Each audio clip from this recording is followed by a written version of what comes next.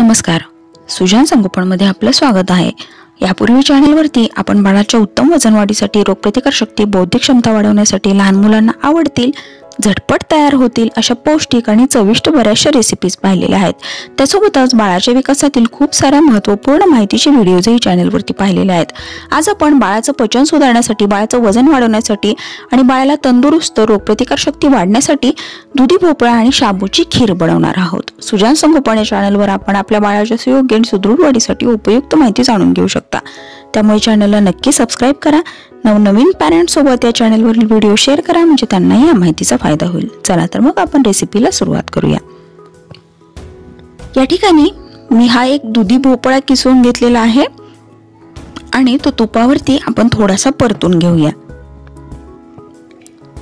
दुधी भोपळा हा पचन सुधारण्यासाठी खूप उपयुक्त असतो। सुरुवातीला बाळाला आहार चालू केल्यानंतर आपण या भोपळ्याची खीर जर बाळाला दिली तर लहान मुलांना पचनाचे कोणतेही त्रास होत नाहीत। त्यासोबतच बाळाचं पोट व्यवस्थित साफ होण्यासाठी, बद्धकोष्ठता कमी करण्यासाठी हा पदार्थ खूप चांगला आहे। दुधी भोपळा हा कॅल्शियम, आयर्नचा, व्हिटॅमिन ए, व्हिटॅमिन सी चा खूप चांगला स्रोत आहे। त्यामुळे बाळाच्या डोळ्यांसाठी, बाळाच्या त्वचेसाठी, बाळाच्या केसांसाठी याची रेसिपी खूप चांगली आहे।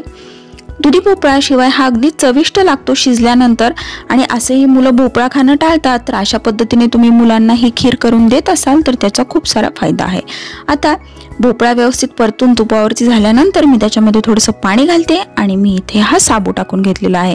लहान मुलांसाठी खीर बनवताना हा बारीक साबुदाणा वापरा, म्हणजे तो अगदी मऊ शिजला जातो आणि कुठलाही असं दाताखालचा चिकट पदार्थ बाळाला खीरीमध्ये वाटत नाही। तर अगदी 4 ते 5 मिनिटांमध्ये हा भोपळा आणि साबू व्यवस्थित शिजला जातो। आता त्याची पौष्टिकता अधिक वाढवण्यासाठी मी त्याच्यामध्ये 2 खजूर घातलेले आहेत। त्यासोबतच तुम्ही थोडंसं केशर घातलेलं आहे। यासोबतच तुम्ही याच्यामध्ये ड्रायफ्रूट पावडर घालू शकता, जायफळ वेलची पूड घालू शकता, आणि बाळाला जर जास्ती प्रमाणात गोड आवडत असेल तर थोडासा गूळ घालू शकता। आता हे 1 वर्षाच्या आतील बाळासाठी जर करायचं असेल तर त्याच्यामध्ये साखर वापरू नका। वापरायचा असेल तर गूळ वापरा, किंवा ह्या 2 खजूरनेही याला छान गोड चव येते। त्यामुळे वेगळं काही नाही घातलं तरीही चालतं। 1 वर्षाच्या आतील बाळाला आहार देताना कधीही साखर वापरायची नाही, त्याऐवजी तुम्ही गूळ किंवा असे गोड पदार्थ किंवा गोड फळांचे रस वापरू शकता। आता गॅस बंद करते आणि खीर थोडीशी थंड झाल्यानंतर मी त्याच्यामध्ये हा दूध घालून घेतलेला आहे, आणि अशी खीर आपण बाळाला सर्व करू शकता। लहान बाळाचं उत्तम वजन वाढवण्यासाठी एक पोटभरीचा पदार्थ आणि अगदी चविष्ट, बाळ आवडीने खाईल असा हा पदार्थ आहे। त्यासोबतच ज्यावेळेस बाळाला खूप विकनेस आलेला असतो, बाळ आजारातून उठलेलं असतं, अशा वेळी देखील तुम्ही लहान मुलांना किंवा अगदी 7 महिन्यापासूनच्या बाळाला ही खीर करून देऊ शकता। ही खीर अगदी चविष्ट लागते, त्यामुळे मुलं आवडीने आणि पोटभरीने खातात। शिवाय भरपूर सारे पोषक घटक बाळाच्या पोटामध्ये जातात।